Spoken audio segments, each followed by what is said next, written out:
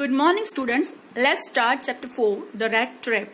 देखो यहाँ पे ऊपर रैट ट्रैप का फोटो भी दिया हुआ है। रैट ट्रैप मतलब चूहा पकड़ने का पिंजरा, which is written by Selma Lagerlof. 1858 to 1940 was a Swedish writer whose stories have been translated into many languages। जो सेल्मा थी उनकी बहुत सारी स्टोरीज जो थी वो डिफरेंट लैंग्वेजेस में ट्रांसलेट की हुई थी। वो बहुत अच्छी राइटर थी। मतलब a universal theme runs through all of them, a belief that the essential goodness in a human being can be awakened through understanding and love. This story is set amidst the mines of Sweden, rich in iron ore, which figure large in the history and legends of that country. The story is told somewhat in the manner of a fairy tale. आप इसको एक fairy tale से भी compare कर सकते हो, but ये जो स्टोरी है एक ह्यूमन बीइंग की काइंडनेस के ऊपर है कि अगर हम चाहे तो किसी भी खराब इंसान को उसको सही रास्ते पे, अच्छे रास्ते पे ले जा सकते हैं। बट हम अगर चाहे, हम अगर अच्छे हो, हमारा दिल साफ हो तो ये स्टोरी ऐसी एक मैसेज देने वाली स्टोरी है। ठीक है, चलिए स्टार्ट करते हैं। Once upon a time, there was a man who went around selling small rat traps of wire. एक समय की बात है, एक पर्सन था, एक मैन जो रैट ट्रैप बेचता था। He made them himself at odd moments from the material he got by begging in the stores or at the big farms.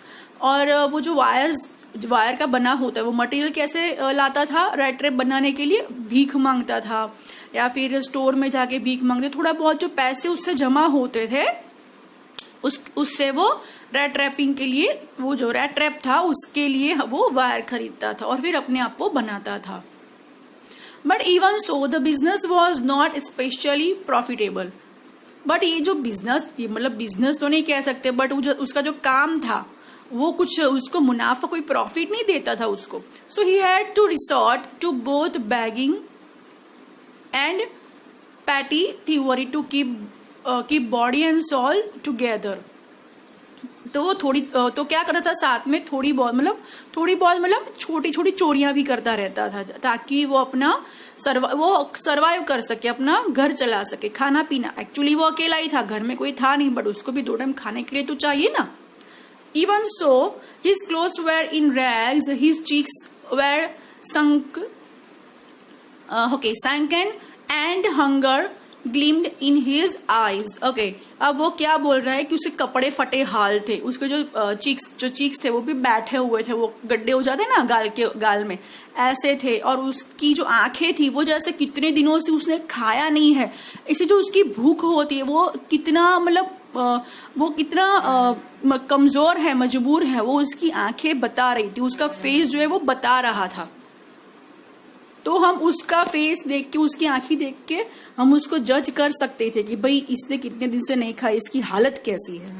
No one can imagine how sad and monotonous life can appear to such a vagabond who plods along the road, left to his own meditation. But one day this man had fallen into a line of thought which really seemed to him entertaining. फिर वो क्या करता था कि रास्ते के एक बाजू बैठ के रैट ट्रैप बेचता था, थोड़ी बहुत चोरियां करता था, ऐसी उसकी लाइफ चल रही थी। बट एक बार उसने क्या सोचा कि बैठे बैठे सोच रहा था, रैट ट्रैप बेचने बैठा था तो सोच रहा था। He had naturally been thinking of his rat traps when suddenly he was struck by the idea that the whole world about him, the whole world with its lands and seas, its cities and villages was nothing but a big rat trap. तो बोलते हैं कि rat trap तो मैं बेचता हूँ, but बैठा बैठा सोच रहा है कि ये जो पूरी दुनिया है, जो लोग हैं दुनिया के लोग, वो खुद एक रैट ट्रैप के अंदर फंसे हुए हैं। और सही बात है ना, हम सुबह नौकरी जाते हैं, जॉब जाते हैं, बिजनेस जाते हैं, पढ़ने जाते हैं, तो पूरी लाइफ में हम ये सब करते ही रहते हैं। हम कभी उससे बाहर नहीं निकल पाते, हम सोच नहीं पाते कि आगे चलो मैं जॉब करना छोड़ दूं या पढ़ना छोड़ दूं, ऐसा कुछ हम नहीं कर सकते ना। तो वो कहता है कि मैं तो ठीक हूँ, तो आजू बाजू में लैंड, सी, सिटी, विलेजेस, ये सब के अंदर सब फंसे हुए हैं। मैं तो रेड ट्रैप से बेचता हूँ, बट यहाँ के लोग तो ऑलरेडी रेड ट्रैप के अंदर फंसे हुए हैं, जो मुझे नहीं है। मैं आजाद हूँ, मुझे ऐसे कुछ पड़ी ही नहीं है किसी की। पैसे के पीछे भी भागते ना सब लोग। तो पैसा सबके लिए सब कुछ है, वो पैसा जो है वो रैट ट्रैप है उनके लिए, बट मेरे लिए तो कोई मायने नहीं रखता, बस मैं खा लूं, मैं रह लूं, बहुत है मेरे लिए. It had never existed for any other purpose than to set beds for people. It's offered rich and joys, shelter and food, heat and clothing, exactly as the rat trap offered cheese and pork. And as soon as anyone let himself be tempted to touch the bait, it closed in on him, and then everything came to an end. देखिए यहाँ पे इतना अच्छे से explain किया हुआ है. जब चूहा रैट ट्रैप के अंदर जाता है तो क्या करता है, वो क्या देख के जाता है, पॉक एंड चीज देख के, फिर वो उसको खाने की कोशिश करता है और फिर वो उसके अंदर फंस जाता है और फिर उसकी तो शामत आई समझो, मर जाता है. ठीक है, एंड में. तो यहाँ पे भी बताया हुआ है कि इंसान जो है वो पैसे के पीछे भागते हैं, खाना, घूमना फिरना, रहना, शेल्टर, जॉय, मतलब खुशी, सबके लिए पीछे भागता है इंसान, भागता है. मतलब वो जो सारी चीजें हैं वो उसके लिए एक चीज एंड पॉक का काम करती है और फिर लास्ट में वो रैट ट्रैप में फंस ही जाता है और फिर उसकी डेथ हो जाती है. उसकी डेथ की एंड तक, मतलब जब तक उसकी डेथ नहीं होती वो फिर वो रैट ट्रैप में से कभी भी बाहर नहीं निकल पाता. कितना अच्छे से एक्सप्लेन किया हुआ है रैट ट्रैप और हमारे एक ह्यूमन बीइंग की लाइफ को बहुत अच्छे से एक्सप्लेन किया है. The world had, of course, never been very kind to him, so it gave him unwanted joy to think ill of it in this way. It became a cherished pastime of his during many dreary ploddings to think of people he knew who had let themselves be caught in the dangerous snare, and of others who were still circling around the bait. और अब देख लो कि चूहे के फंसने के बाद क्या करते हैं कि हम उसको, मतलब आजू बाजू सारे जो होते उसको पकड़ के फेंक के आते हैं, मतलब हम लोग जो उसको पकड़ के फेंक के आते हैं. तो यहाँ पे भी ऐसा ही है कि जैसे हम वो रैट ट्रैप के अंदर फंस जाते हैं, आजू बाजू वाले खुश हो जाते हैं और वो चाहते चलो भाई एक और गया, फिर हमको पकड़ के वो छोड़ाते हैं.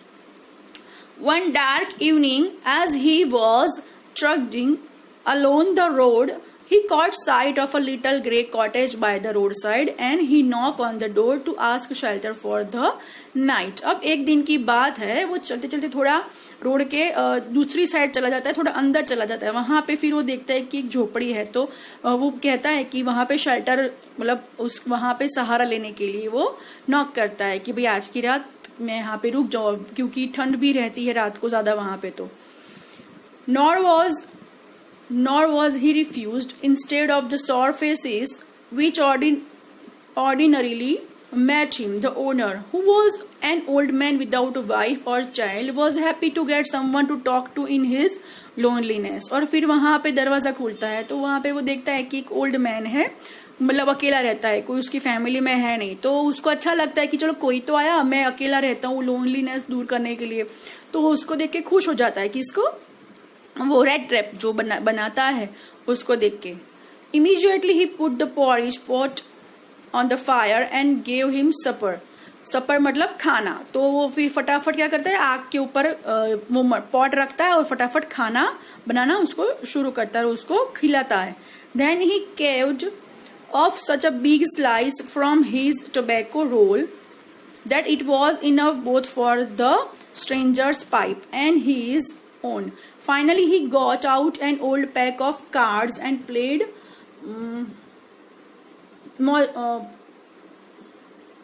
jollies with his guest until bedtime. Sorry, ये एक गेम का नाम है. तो वो क्या कहते हैं, फिर वो स्मोक करना स्टार्ट करते हैं, टोबैको और सब कुछ वो निकाल के, एंड फिर कार्ड्स खेलना शुरू करते हैं. बेड टाइम मतलब सोते सोते वो खेलते खेलते सो जाएंगे फिर वहां पे. The old man was just generous with his confidences and as with his porridge and tobacco. The guest was informed at once that in his days of prosperity his host had been a crofter at Ramsjo and had work on the land. अब फिर वो उसके लिए मतलब वो सोचता है कि कितना अच्छा इंसान है, टोबैको एंड पॉरिज ऑफर किया. फिर वो अपनी स्टोरी सुनाना स्टार्ट करता है कि मैं रैम्स जो आयरन वर्क है वहां पे काम करता था और मैं वहां पे लैंड में काम करता, लेबर का काम करता था। अब मेरी उम्र हो गई है तो मैंने वो छोड़ दिया। Now that he was no longer able to day labor, it was his cow which supported him. Yes, that Bossy was extraordinary. She could give milk for the creamery every day, and last month he had received all of 30 kroner in payment. अब वो कहता है कि फिर उसके बाद उसने जो काऊ खरीदी थी वो अभी उसका सहारा है, वो अच्छा सा दूध देती है और लास्ट मंथ तो बहुत अच्छा हो गया कि मैंने उसका दूध, जो क्रीमी दूध होता है वो बेच के 30 kroner तक कमा लिए।